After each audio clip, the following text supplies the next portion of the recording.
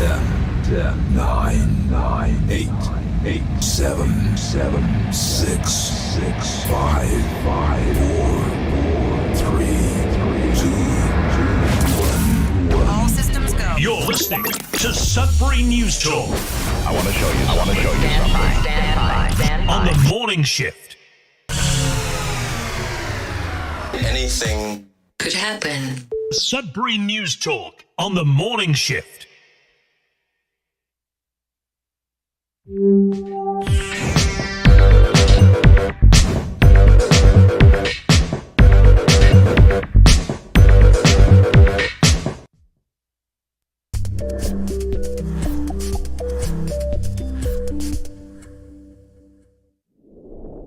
And good morning, everyone. Welcome to Sudbury News Talk on the morning shift. I'm AJ Walsh. Glad to be here with you. Thankful that you're here with us on this Tuesday, April the 2nd, 2025. We're going to have a great show as usual. We are coming at you live on CKLU 96.7 FM on terrestrial radio. We're also streaming on internet radio at cklu.ca. Click on the Radio Player Canada app and you can stream us. Download that same Radio Player Canada app and you can take us with you. Listen to us anywhere, anytime on your favorite device. We're excited to bring you another Sudbury News Talk show where you're able to share your views on the news because this is your conversation on your station.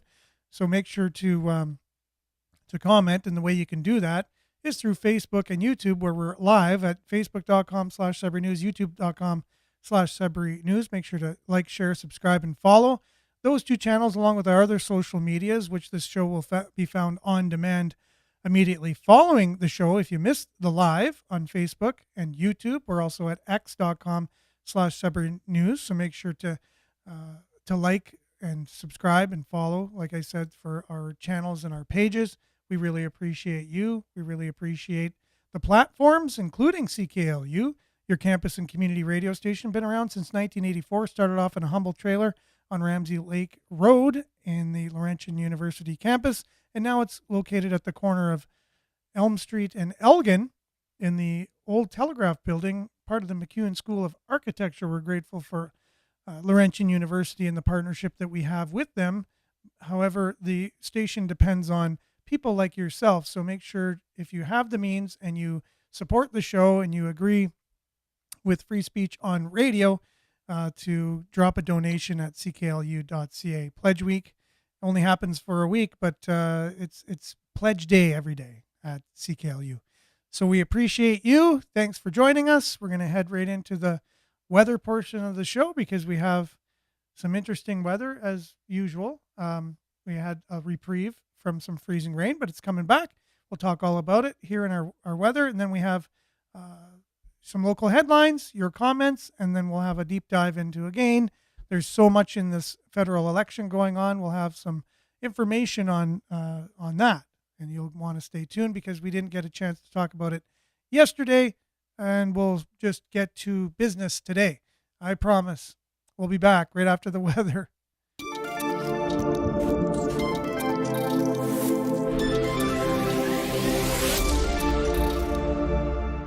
And Sudbury weather brought to you by Voyager Tire. Great people, great products, great prices at the intersection of the Kingsway, Falcon Bridge, and 2nd Avenue.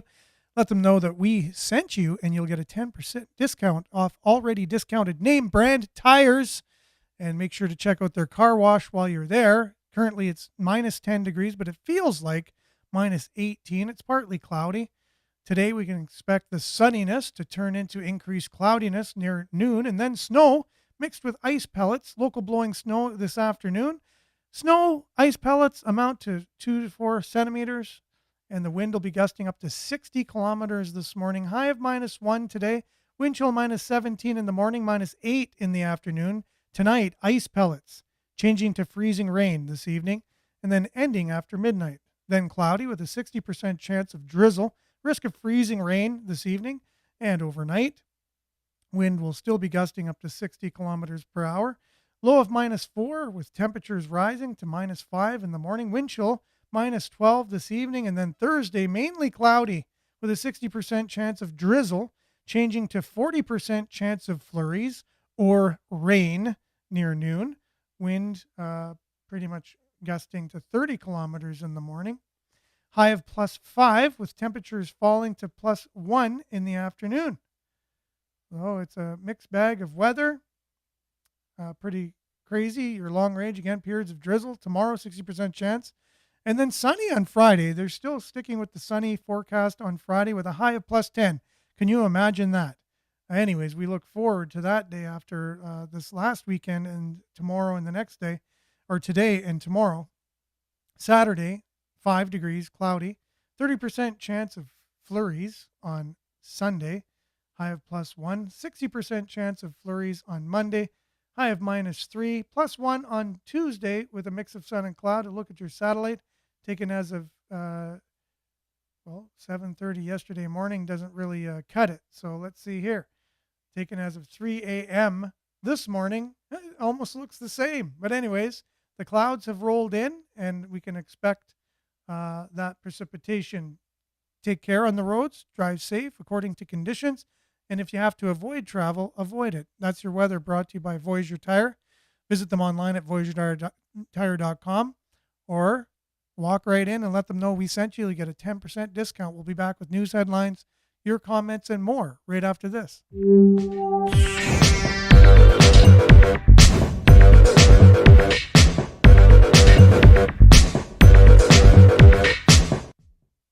All right, and welcome back, everyone. Glad that you're with us as usual. We have quite a few folks online at the moment.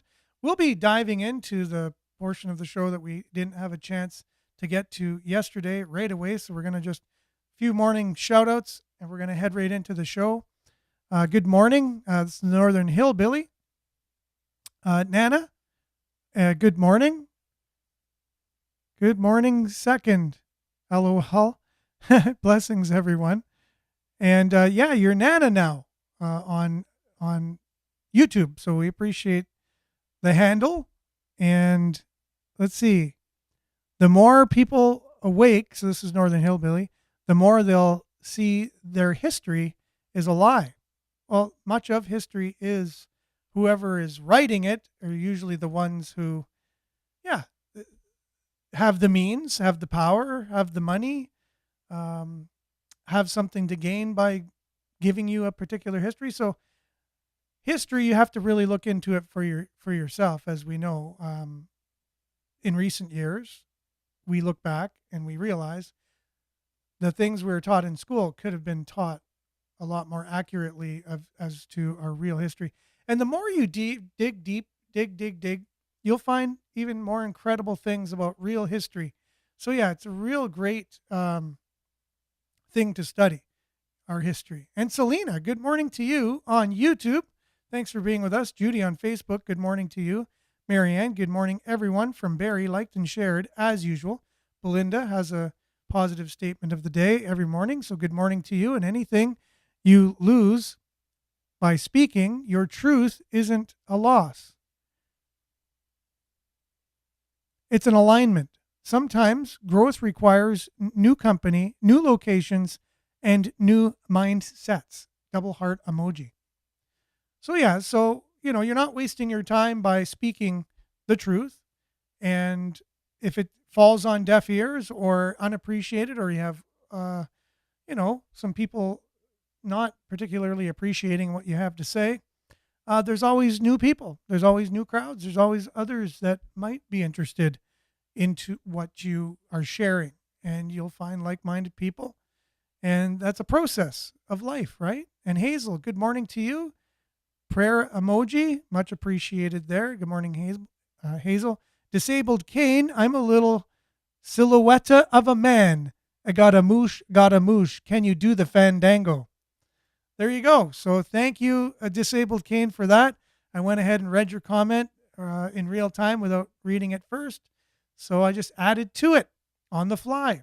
Nancy, good morning to you as well. Monique, good morning. Sudbury, smiley emoji.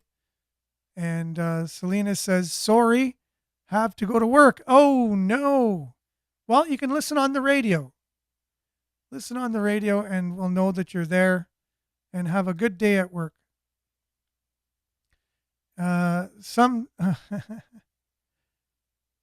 There you go. Nancy's adding to Disabled Kane's comments there. Northern Hillbilly, as Vax Daddy Zion Don punches everyone in the face, he says, "I just want peace." That's an interesting comment there. And Disabled Kane, okay, appreciate it. Now I read it before saying it, so that's good. Yes, I can do a fandango. I'll show you right now. No, I'm just kidding. So Trevor, thank you, Mark Carney. Okay. OMG, gas prices are down this morning. This is why we have to vote for the Liberal Party, said the unrelenting horde of orcs and imps. Smiley emoji, thumbs up emoji. Yes, the gas prices are down. I know everyone's noticed it since yesterday, right? And I gassed up Monday night thinking they were going to go up. I don't know what I was thinking. I should have known. Anyways, so they're down about 20 cents a liter. And yes, it's going to be in Mark Carney's favor if just nobody really does any digging and understands what's going on, that your votes are being paid off. And it'll only be gone for the month, and then they'll rise again. You bet your bottom dollar. So we'll see how gullible Canadians are after all of this. And Marianne says, hopefully today the freezing rain we get won't be bad. Double prayer emoji. Yes, hopefully it won't be as bad as Southern Ontario had it with all the power outages recently. And Brian, good morning. Sudbury Patriots, good morning to you. Canada flag emoji.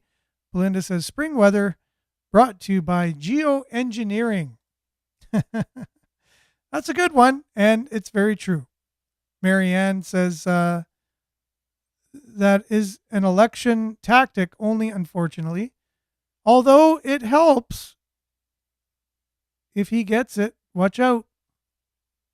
For sure, that's the lower gas prices due to the eliminating of the consumer end of the carbon tax. But he said he's going to just put that on the businesses, which will then just drive prices right back up anyways. But isn't it interesting, the 20 cents in tax per liter? And how many liters does your car take? You know what I mean? So how much did that make every time you filled your tank? How much more money were you spending every time you fueled up for however long the carbon tax was there? So can somebody at least do the math? How much money did they bring in from the carbon tax before the carbon tax Carney got rid of his own carbon tax for a short period of time, just from consumers, but then he's going to put it back on consumers by putting it on businesses who will just download it to consumers. Anyways, but how much money was collected over the time it was there? 20 cents a liter on gas, pretty much. So how much? And then where did it go? So where did that money go that was collected? And what were the results? What were the results of the money that was collected? How much? Where did it go?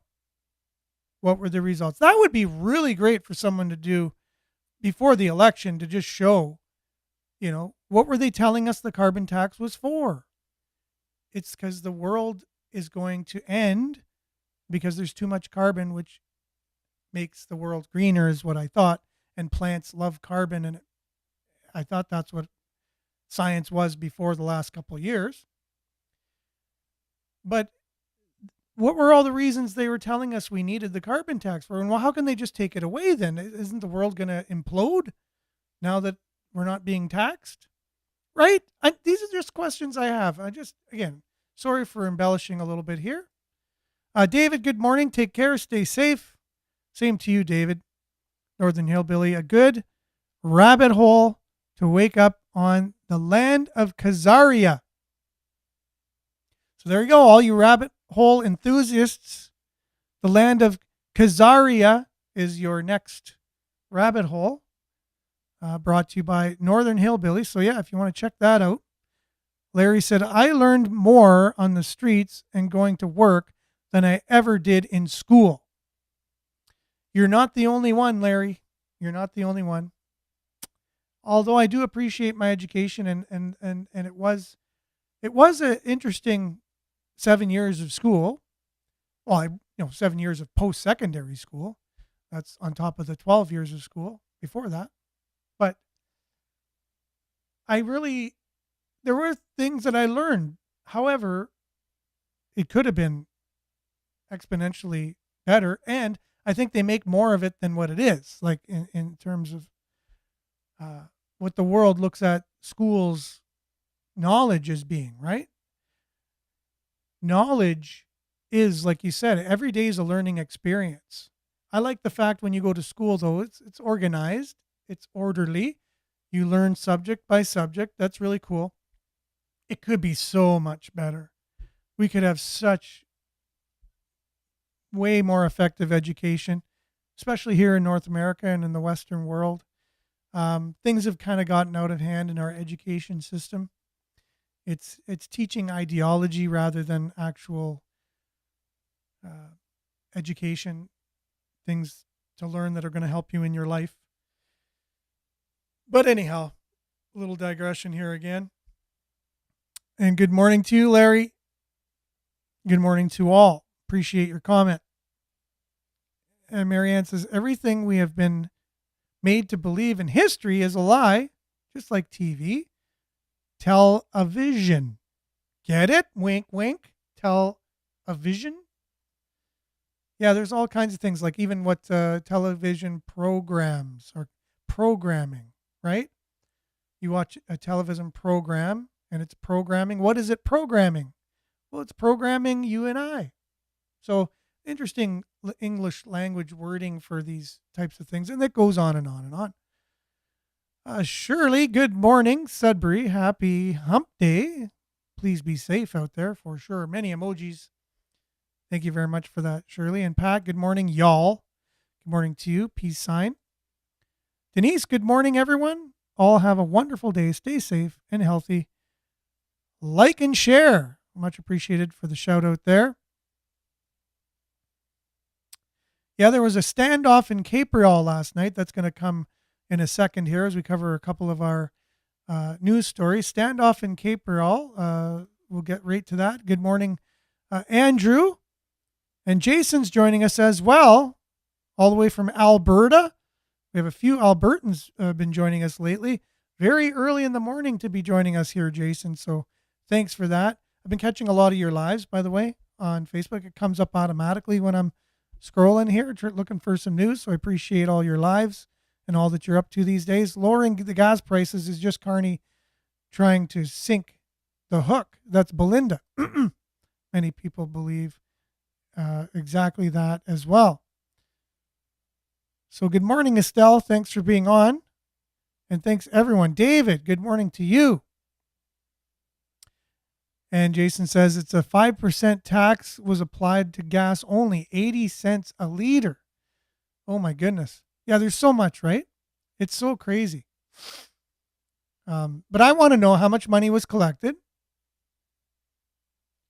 over the last while with the gas tax or the carbon tax. How much money was collected? Where did it go?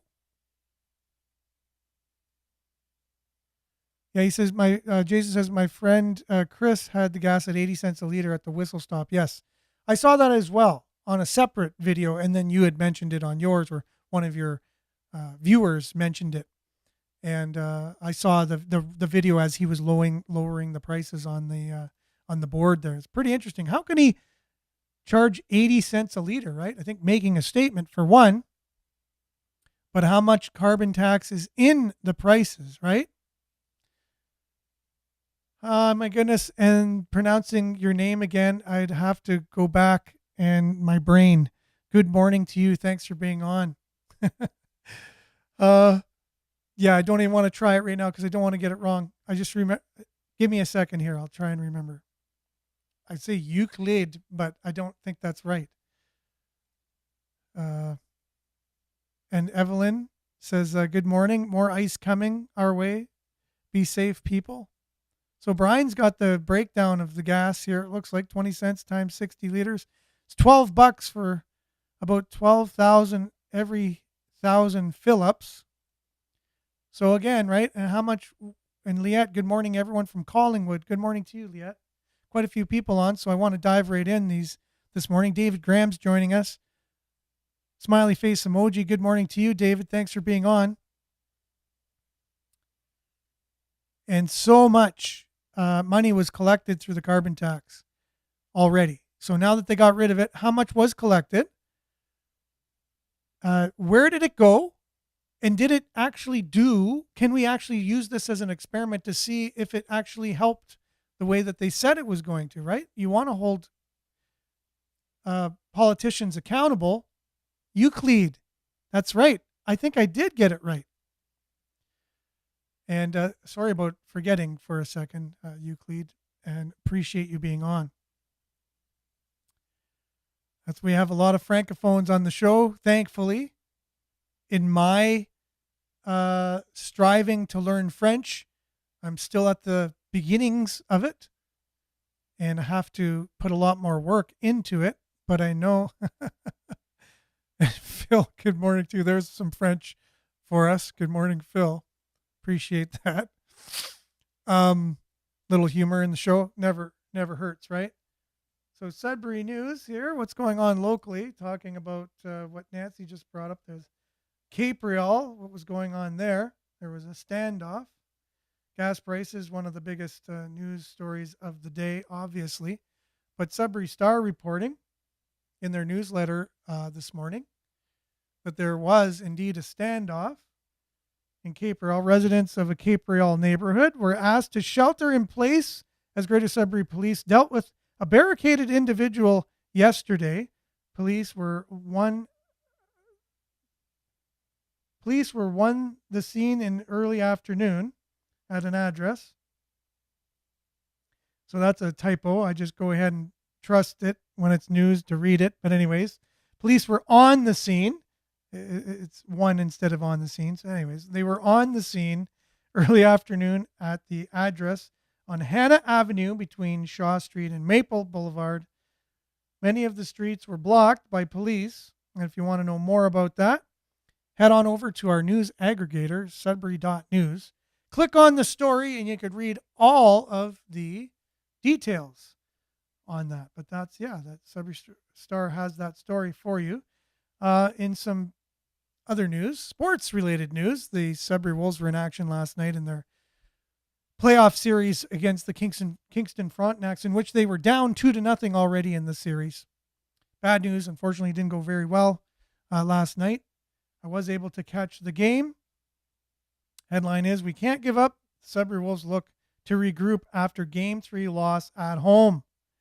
With fewer than 38 OHL playoff games to his credit, the most during a championship run with the Peterborough Petes in 2003, Donovan McCoy is certainly one of the most seasoned playoff performers in the Sudbury Wolves dressing room. He'll look to tap into that experience to the benefit of both himself and his current club, as the Wolves look to avoid a 4-game sweep in their best-of-7 Eastern Conference semifinal against the Kingston Frontenacs tomorrow night. He said, "It's just positivity."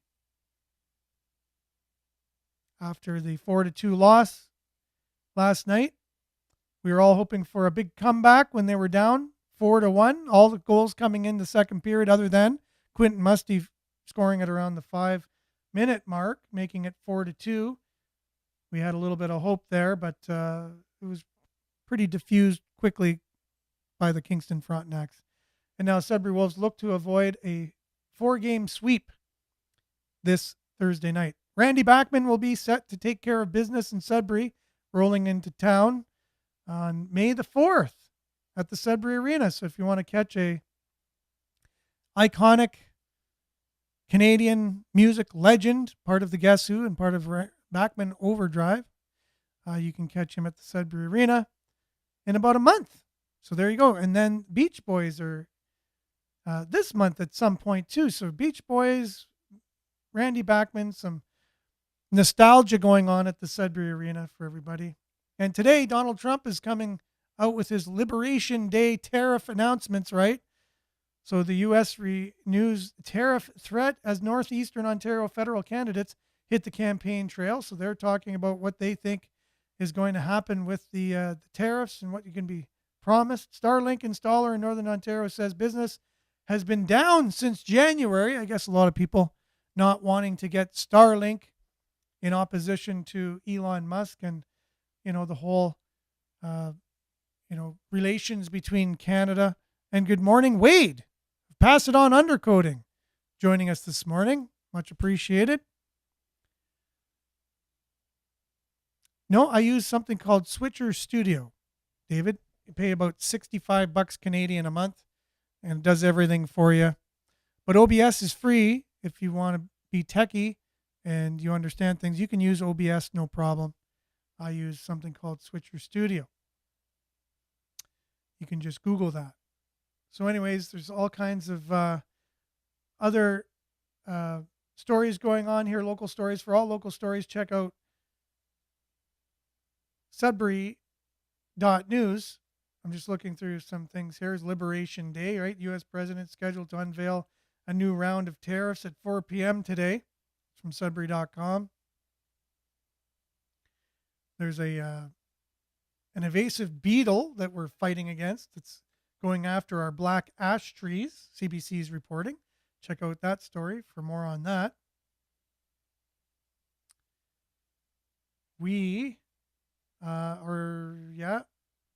And then there you go. So there's more local stories to be checked out at Sudbury.news. Make sure for all the latest, check that out. But I did want to check out some of our things that we were not able to get into yesterday on the show. There's so much going on here. Paul Chang, we talked about him right at the end of the show, Liberal candidate who basically told people to turn in his political rival to the Chinese Communist Party because there was a bounty on his head. And people said, wait a minute, you can't do that kind of stuff in Canada. And Mark Carney says, oh, no, he apologized. Everything's good. Don't worry about it. And it was independent journalists that uncovered that, by the way, and made the mainstream media look at that. And but then Mark Carney said, no, he's our candidate. He apologized. Everything's cool. And then he went ahead and resigned late yesterday. Just as we were talking about it, basically the news was just coming out that he had resigned yesterday morning. And right away, CTV went out and got some conservative candidates and things they said on podcasts and stuff. And the Conservative Party came out and got rid of 2 of their candidates. So 2 conservative candidates down, 1 liberal candidate down. And but thanks to CTV for making sure there was some conservative candidates being held accountable. We really appreciate their unbiased news that they perpetuate. So independent media uncovered the liberal leading to his resignation, and then CTV uncovering the conservative candidate leading to the conservative leader canceling their MPs. So the liberal one did it on his own, knowing what was going to happen. And the leadership of the conservatives got rid of theirs. Okay, so speaking of the carbon tax, here's Dan McTeague talking about Carney's carbon tax illusion. Carney's carbon tax illusion. And, because what are we going to make of this? Are all Canadians just going to say, holy crap, we're saving a lot of money at the pumps here? And so we really think carbon tax Carney is the person that's bringing it on and taking it away. As carbon tax Carney giveth, carbon tax Carney taketh away. And we're really grateful for all that he's doing for Canadians. Here's a little different of a perspective on that. Hello again, everyone. Dan McTeague, President, Canadians for Affordable Energy, coming at you with some fast developing news about the one policy that the Liberals are trying to undertake under the yet to be elected but installed currently coronated Prime Minister of Canada, Mark Carney. We don't know much about this guy, doesn't disclose who he is, tends to exaggerate the things that he's done. He doesn't like people to know that, of course, he moved Brookfield from Toronto to New York. I'm sure Donald Trump is happy with that. But there's a far more sinister plan that Mr. Carney has in hand. While people are heralding the idea that there's a pause on the carbon tax, they don't realize that what he's actually going to do is transfer it to another form of carbon tax called the industrial carbon tax, where he's going to get businesses to actually absorb the cost. And then that will be then passed on to consumers ultimately, because business tends to reflect the costs, that burdens that are there if they don't actually go bankrupt, which is an even greater concern. Now, what are we talking about? Well, it's on April Fool's Day. In the midst of an election, you'll get maybe a 30-day reprieve. And in that 30-day reprieve, you'll see gas prices fall about 18.5 cents a liter in Alberta, Saskatchewan, Manitoba, about 19.9 cents a liter down in Ontario. And of course, Atlantic Canada, you'll see it drop by about 20.3 cents a liter. Quebec is not part of the carbon tax regime. It has its own cap and trade. And British Columbia has not decided, maybe it has indicated it will, but it has to make that decision on its own. You will still pay the second carbon tax. That's 4 to 6 cents a liter across Canada, except for British Columbia, where it's already about 20 cents a liter. That's already in place. You're not seeing a rebate on that, and you frankly don't even see it. So that's how we're going to continue to see the carbon tax morph into what Stephen Guilbeault, Mark Carney, and other green enthusiasts, the ones who've been leading the climate charge around the world, making prices of everything go through the roof, denying energy from getting to international markets, preventing us from building pipelines while his own company is building them in Brazil and the UAE. At the end of the day, if you think that you're going to get something for a lengthy period of time in terms of savings, you're kidding yourselves. Don't buy this pig in a poke. What he's actually doing is going to come back to you after the election, should he form government, in a way that you could never imagine. By the way, I don't just call them liars on this. The Liberals did the same thing in 2019 when they said we wouldn't get the carbon tax to go above $80 a ton, which is the price we're currently paying, about 20 cents a liter. Instead, they changed it to $170 a ton, a virtual doubling of that price. That's exactly what's going to happen. If you want to vote Liberal and you want to vote NDP and you think there's no consequences for it because this is a guy who can stand up to Trump, he might say a few things about Trump, but not only is he not going to stand up to Trump, he's going to relieve you of much needed dollars in your bottom line. And you cannot afford what this man has proposed, because at the end of the day, it's all about dishonesty. It's all about pushing the global agenda to ensure that Canadians become impoverished so that they have our 15-minute cities. We build no more homes. And at the end of the day, we wind up with less of a future, and a very gloomy one at that, in which the country would then become a subject and surrendered to international interests that have very little interest in ensuring your standard of living in mind. Be very careful. Mark Carney is an individual who has deceived in the past. He's planning to do it again, especially on this number one issue of carbon taxes. I know it if I speak. I warned you about this in 2017, 2018. It's now happened. It's destroyed affordability in Canada. Stop it right now and end the idea, any notions or anyone that you know of voting for Mark Carney. Okay, so tell us how you really feel, right? That's what a lot of people are probably saying as they're listening to this.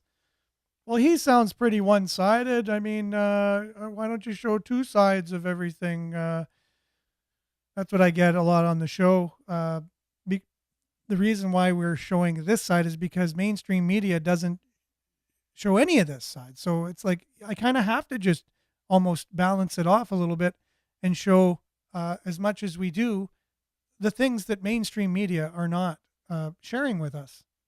So if you really have a bone to pick, you should be picking it with mainstream media, why they are not showing both sides of the coin. They're always showing the one side, right?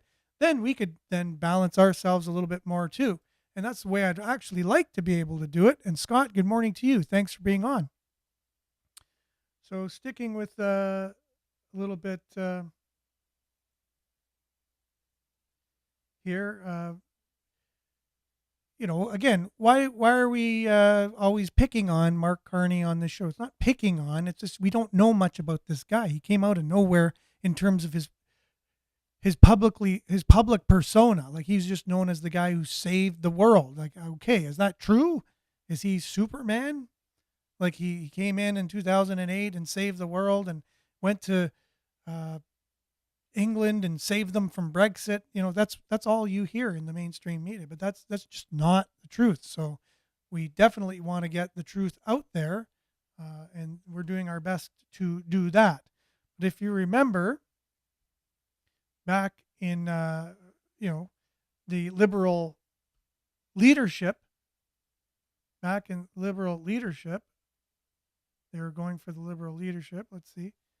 I'm going to do this again because it's messing with me here, Facebook, as I'm trying to navigate it. Oh, well, we'll just go with this. And we'll be back right after this. Brought this to light, and they're saying, how could Canadians vote for someone without disclosing all of the potential conflict of interest? And yeah, Ruby Dalla was going to expose all of this during the debate, and that terrified the Liberals. Let's take a look at this clip. But Stevie, it seems like Ruby Dalla, who we are hoping to have on the show maybe tomorrow, is going to go into that debate on Monday and without the translation, and again on Tuesday, and she is going to attack the front runner pretty aggressively. Like, she brings a very interesting, based on what she's doing on social media, that is my impression. What kind of a dynamic does it I certainly create? hope that the party finds a legitimate reason to disqualify her candidacy before the debate. Really? I hope so. I think that, we've got a serious campaign. Canadians are looking for a serious leader. I think that's one of the reasons that Carney is doing very well. I would really hate for us to lose, as a partisan, to lose that momentum because someone's trying to turn the debates into a circus. The Conservatives have already brought this to light, and they're saying, how could Canadians vote for someone without disclosing all of the potential conflict of interest? So you have, even before, he was appointed to be the leader of the Liberal Party, they got rid of a particular candidate that they were afraid was going to expose a lot of what Carney's conflicts of interest were, and right off the bat, diffuse his run to be the leader of the Liberal Party and the sitting Prime Minister of Canada before the election, and possibly be elected as our Prime Minister. And you just saw it. Hopefully they come up with a way to get rid of her. That's what someone from their own party is saying. Hopefully they come up with a way to cancel her, and they did. And she wasn't part of the debates, and so we didn't hear about Carney's conflicts of interest, where he comes from, his financial background, if he became Prime Minister of Canada, how compromised he is, and how conflicted, and how much of a conflict of interest that is if he becomes Prime Minister of Canada. There's much we need to know about that, and they're just trying to hurry everything up so that way people won't find these things out until it's too late. And a lot of Liberals don't care anyways. They just want a Liberal to be in there. It could be the Antichrist, and they wouldn't care, right, as long as he's Liberal. But not everyone is in that ball of wax. But Brookfield, the company that he represents, they've been doing some pretty naughty things, to make their investors money, right? So there's many things, but this one particular person was able to point out, a couple things in terms of taxes. We're talking about the taxes being forgiven for a time before they're put on the businesses, and we're going to pay it anyways. So for a short time, we have reprieve from the carbon tax, which Carney was one of the architects of. That's where he gets the name carbon tax Carney from. His company was avoiding any tax payments by doing everything they can to avoid paying taxes, right? So while he avoids all the taxes he possibly can, he's inflicting them all on Canadians, right? So I don't think that's right in any way, shape, or form, but I won't take much more time explaining it to you. I'll let this gentleman do it. Give me a minute. I'm going to blow your mind. This guy right here, he just did the most incredible investigative work I think I've seen. He got tipped off about this website, which is the White House. In there, they noticed Mark Carney's name of Brookfield Asset Management. That was related to the Panama Canal. And then he came across this. This is a report done just in 2023 called the Center for International Corporate Accountability and Research. And they looked into Brookfield, the company that Mark Carney was the chairman of. And this whole report talks about how Brookfield might be the largest tax dodger in Canada. Watch this. And it literally talks about exploiting loopholes in national and global tax system. And this report goes into crazy detail. And the report talks about the 48 companies they have incorporated in Bermuda in order to dodge taxes. So he actually did a lookup. He went to the government of Bermuda's website. He typed in Brookfield, and sure enough, he found all 48. Brookfield Strategic Real Estate Partners, like, look at them all. These are all different entities with different registration dates, and it talks about how Brookfield uses these tax havens, and it accuses them of being Canada's largest tax dodger. Now, it says, in Canada, Brookfield Asset Management, now Brookfield Corporation, has paid relatively little tax on very large profits. A 2017 report by Canadian for Tax Fairness outlined how large Canadian corporations are able to use complex loopholes in corporate structures to reduce the effective tax rate in their home country. And it says a key method to avoid taxes is to set up subsidiary companies in tax havens like Bermuda, because dividends from foreign subsidiaries to Canadian parent companies are tax free. And this is where it gets good. Brookfield's estimated tax rate is around 5% over the last 15 years, and it highlights a clear long-term structural problems which appear to be driven by aggressive global tax avoidance practices.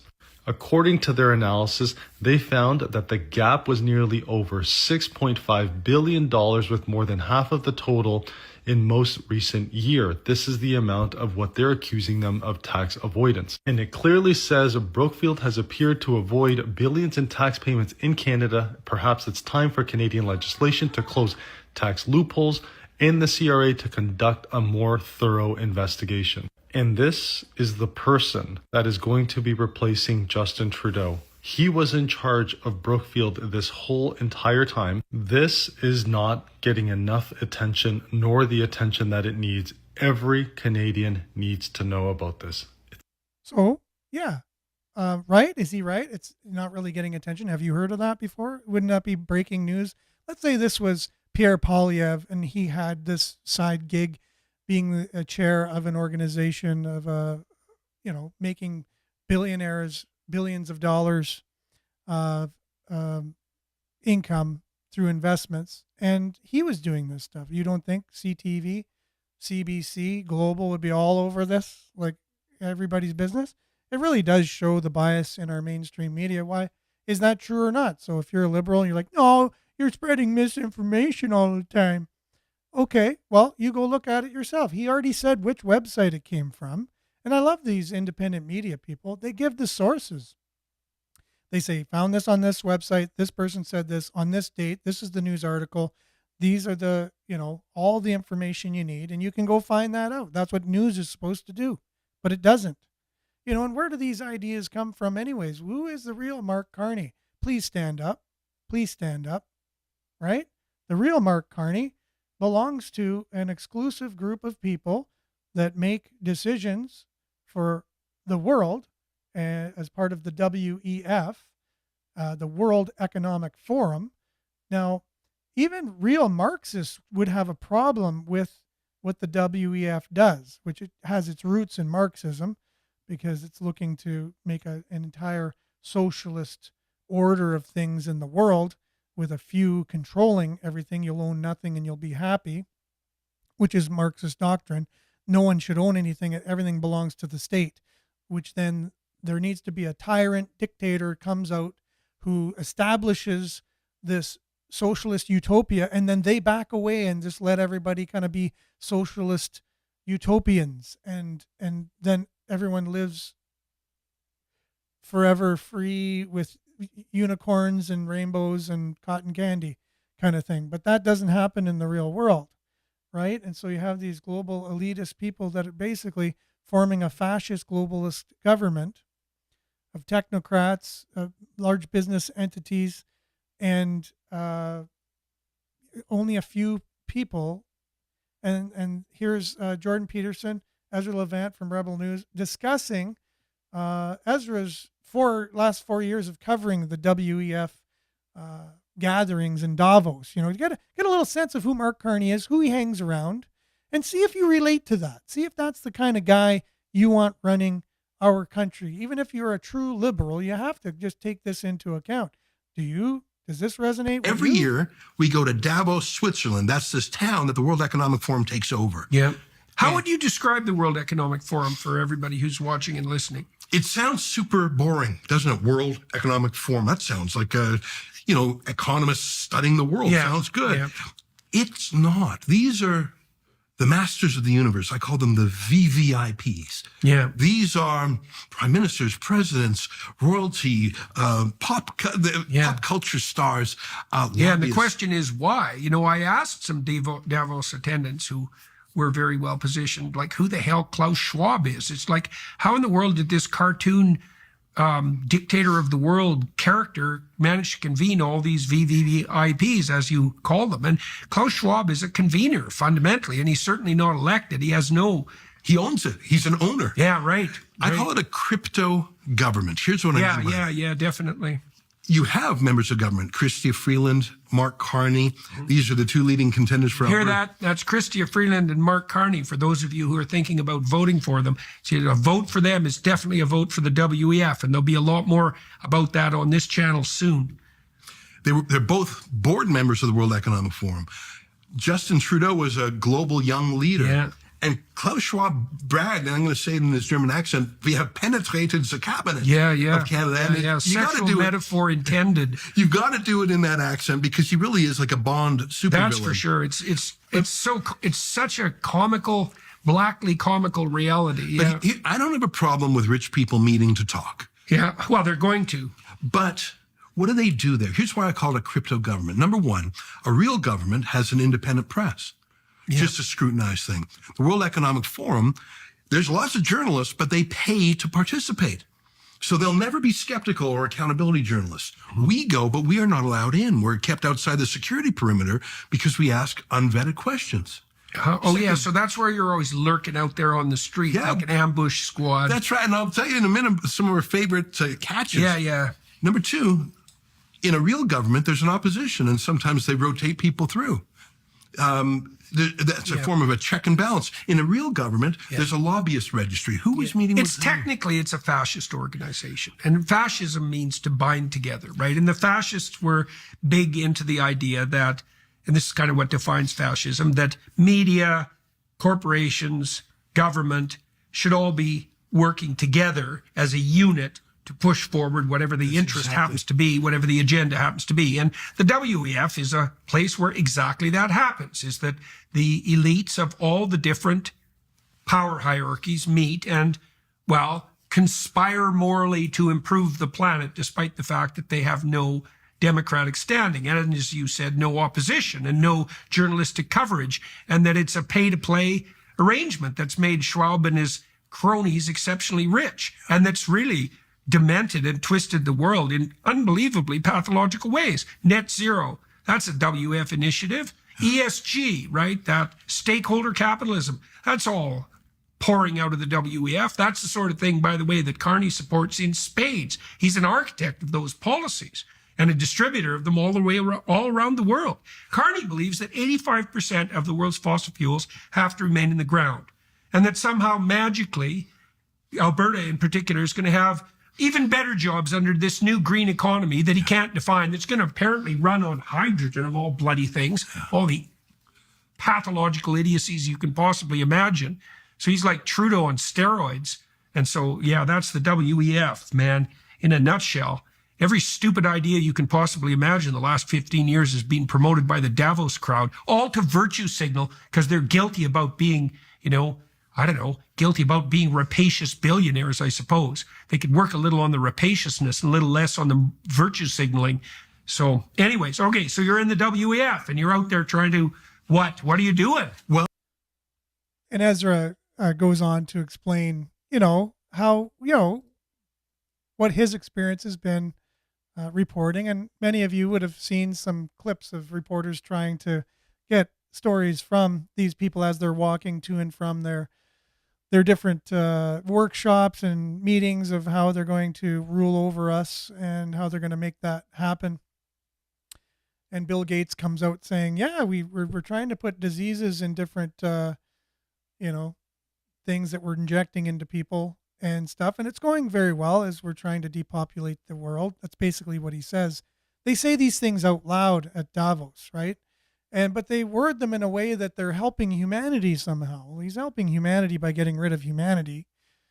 And you just got to just listen to it yourself. You can find many quotes by Bill Gates saying that part of his way to make the world healthier is to depopulate the world. He's very much an advocate for that. And one way he's going to do it is through these things that he's going to inject into your body. That's going to help depopulate the earth. So if you can't put one and one together and make two, then I don't know if there's any hope for you. So anyways, these are the kind of people that, are looking to run the world. And we have one of them who's the head of a Liberal Party, a sitting prime minister of our country, has globalist agendas, not at the interest of our nation. Apparently, according to him, we're not really a nation.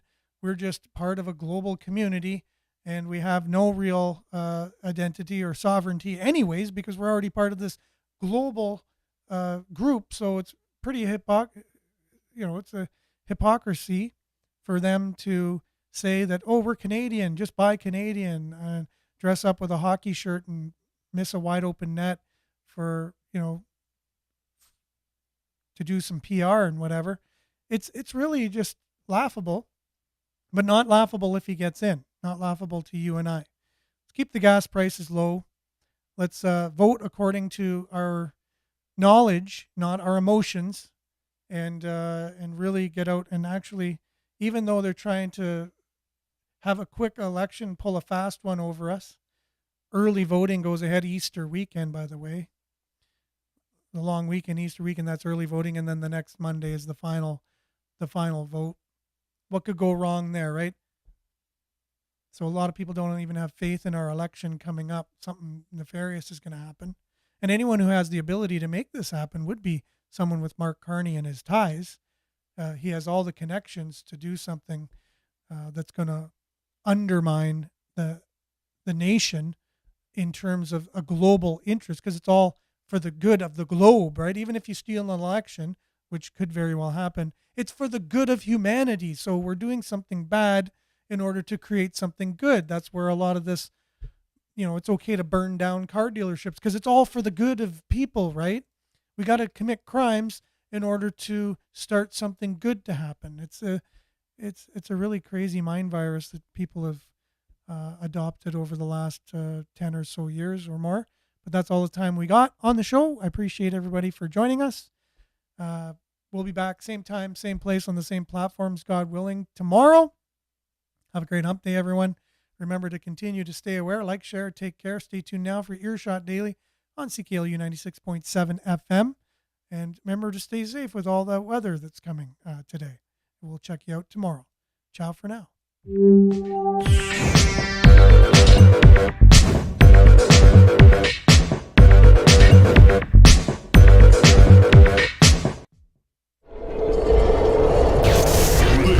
This is Sudbury News Talk on the morning shift.